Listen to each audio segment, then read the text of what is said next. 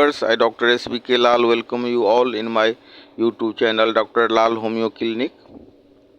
अगर आप इस चैनल पर नए हैं तो चैनल को सब्सक्राइब कर लें, क्योंकि इस चैनल के माध्यम से मैं हेल्थ संबंधी बहुत सारी जानकारी आप तक पहुंचाता हूं।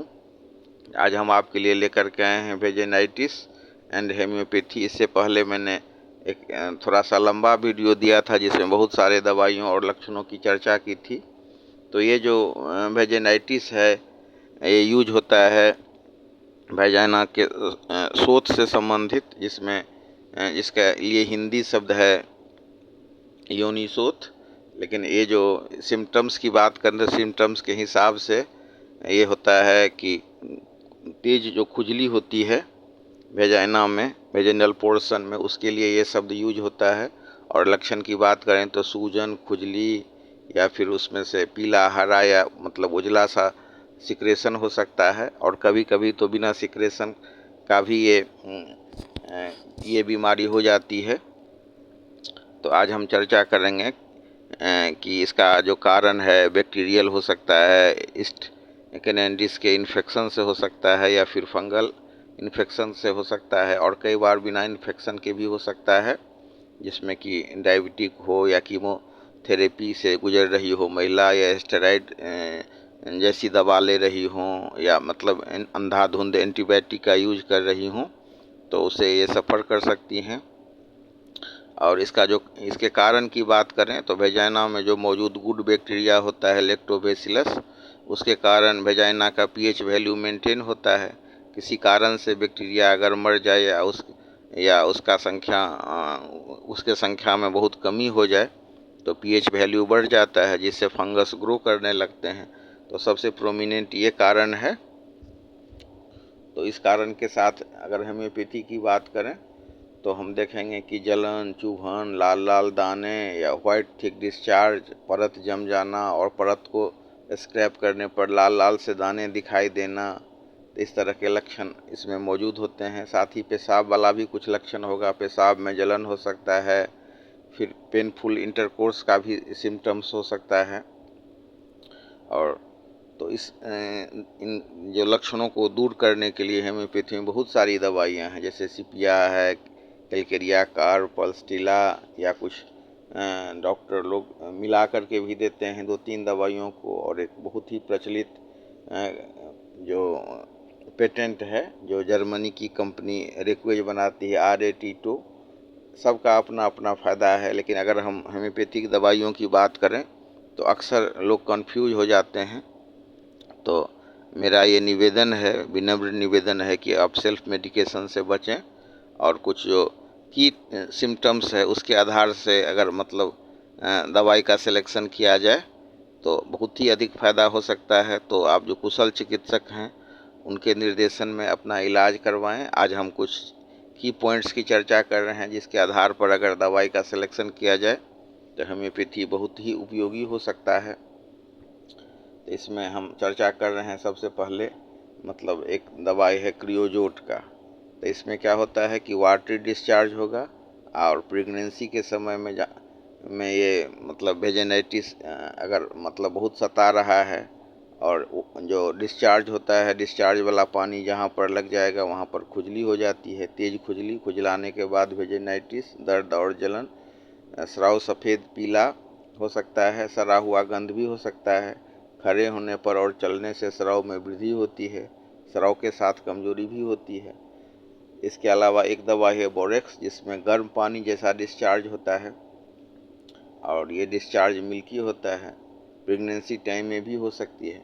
तो जो कुछ कॉमन लक्षण है उस पर अगर हम ध्यान दें, आप देखेंगे कि बहुत सारी दवाइयों में सब में आप देखिएगा कि स्राव है, गाढ़ा है या पतला है, तो इस आधार पर इसको बाइफरकेट कर सकते हैं। तो जो सबसे कॉमन दवाई है आज हम उसकी चर्चा कर रहे हैं। एक दवाई है टेरेंटुला एच। तो बहुत सारे ये वेजिनाइटिस के केस में जबकि लक्षण कन्फ्यूज हो गया हो तो आप उसको आजमा सकते हैं, लेकिन फ्रिक्वेंटली इसको नहीं देना है। 30 पावर में अगर हम टेरेंटुला एच का यूज करें तो 1 से 2 खुराक में आराम हो जाता है, और 1 से 2 खुराक में अगर ये आराम नहीं होता है तो फिर डिटेल्स लक्षण देखना चाहिए। जैसे इसमें एक दवाई है थूजा 200, तो थूजा का फीमेल जीनिटल पार्ट पर बहुत अच्छा असर है। और अल्सरेशन वाले मामले में अगर मतलब थूजा 200 पावर का एक खुराक दे दिया जाए तो बहुत अधिक फ़ायदा होता है। इसके अलावा हम देख सकते हैं कि हम इसमें अगर बहुत सारी दवाइयों को दिया गया और उससे फ़ायदा नहीं हो पहुँच रहा है तो बीच में मध्यवर्ती दवाई के रूप में भी हम थूजा 200 का इस्तेमाल करते हैं और उसको एक खुराक देने से फ़ायदा बहुत अधिक बढ़ जाती है। तो ऐसी ही कई दवाइयाँ हैं जिनका आप जो रूटीन वे में प्रयोग नहीं करें। तो उसी तरह की एक दवाई है कैलकेरिया कार्ब, इसको भी फ्रिक्वेंटली नहीं यूज करना है।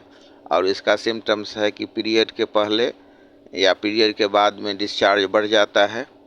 और पेशेंट की अगर फिजिक की बात करें तो मोटा थुलथुल और ज़्यादा पसीना वाला पेशेंट होता है और इसका जो सिक्रेशन होता है वो बदबूदार होता है और यूरिन को पास करते समय दर्द होता है। इसके अलावा एक और दवाई की हम चर्चा करने जा रहे हैं, वो दवाई है सिपिया। तो सिपिया 30 जो होता है वो मोनोपॉजल टाइम में अगर वेजिनाइटिस है तो उसमें बहुत अधिक फ़ायदा होता है। और अगर हम मेंटल सिम्टम्स की बात करें तो इसमें हम देख सकते हैं कि महिला में चिड़चिड़ापन बढ़ जाता है, वो अपने पति और बच्चों का भी ध्यान ठीक से नहीं रख पाती है या उसको थोड़ी सी विरक्ति हो जाती है, अपने आप को आइसोलेशन में रख लेती है। और अगर इसके डिस्चार्ज की बात करें तो इसका डिस्चार्ज एलोइस होता है। हाथ पाँव में भी फंगल इन्फेक्शन की ये दवा है और ख़ास करके जहाँ पर मतलब नमी के कारण इन्फेक्शन हो जाता है तो उसकी बहुत अच्छी दवा है। इसमें हम देख सकते हैं कि पेनफुल इंटरकोर्स का भी लक्षण पाया जाता है, पेशाब में भी वृद्धि हो जाती है, दुर्गंध होता है और फ्रीक्वेंट यूरिनेशन भी होता है। तो मोनोपॉजल स्थिति से अगर कोई महिला गुजर रही है और वो अगर सफ़र कर रही है वेजिनाइटिस से तो सिपिया 30 बहुत अच्छी दवा है। और एक ख़ास बात है वेजिनाइटिस के मामले में कि जब मतलब छोटी छोटी बच्चियों में ये शिकायत बहुत अधिक होती है। इसके अलावा जब वो प्यूबर्टी आती है उस समय में इसकी शिकायत बढ़ जाती है, या फिर मतलब मेनोपॉजल सिंड्रोम होता है या मेनोपॉज से गुजर रही होती है महिला तो उस समय में भी इसका प्रभाव होता है। तो हम कह सकते हैं एक शब्द में कि अगर मतलब हार्मोनल चेंज की अवस्था से गुजर रही हो महिला या हार्मोन रिप्लेसमेंट थेरेपी ले रही हो तो उस समय में भी उससे वो प्रभावित हो सकती है। इसके अलावा कुछ टिप्स हैं जैसे कि सूती गारमेंट्स पहनना, हेल्थ और हाइजीन को मेंटेन रखना, नमी को दूर रखना तथा मतलब जो एंटीबायोटिक वगैरह है इसको अवॉइड करना चाहिए। और प्रीबायोटिक जैसे कि मतलब दही है उसका सेवन करना चाहिए। उससे क्या होता है कि गुड बैक्टीरिया में वृद्धि होती है और फिर जो पीएच वैल्यू है वेजाइना का वो मेंटेन हो जाता है।